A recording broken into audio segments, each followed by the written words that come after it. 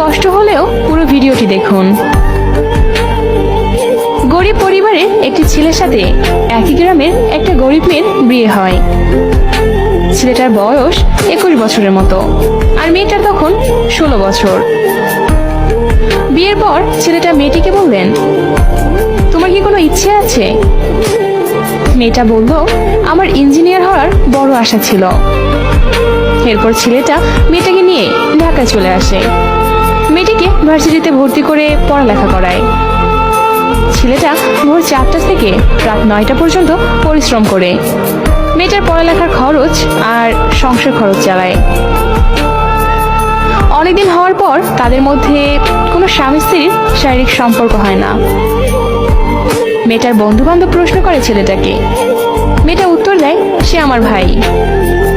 ছেলেটা এখনো রিক্সা চালায়, কখনো দিনমজুরি করে, কখনো ইটভাটার কাজ করে, আবার কখনো কুলির কাজ করে।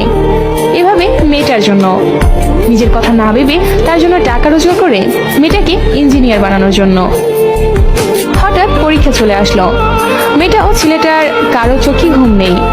ছেলেটা রাত দিন মিলে 20 ঘন্টা কাজকর্ম করে, বাকি 4 ঘন্টা সংসারের সব রান্না বান্না থেকে শুরু করে সব কাজ করে। এভাবে মেয়েটার পরীক্ষা শেষ হয়ে গেল। এরপর ছেলেটা একটু কাজ কমায়। পরীক্ষার ফলাফল মেয়েটায় পাশ করলো, ভালো জায়গায় চাকরি পেল, অনেক টাকা পয়সার মালিক হলো, বড় বাড়ি, গাড়ি, আরো অনেক কিছু হলো মেয়েটার। বিভিন্ন জায়গা থেকে মেয়েটার বিয়ের প্রস্তাব দেয়। কেউ জানে না তার বিয়ে হয়েছে কিনা বা স্বামীকে। মেয়েটা বড় বাড়ি লাইটিং করে পার্টি দিয়েছিল, কিন্তু কেউ জানে না কি জন্য পার্টির আয়োজন। সবাই একই প্রশ্ন, কিসের পার্টি? সবাই মিলে মেয়েটিকে প্রশ্ন করলো, এই পার্টি কি জন্য বলবেন?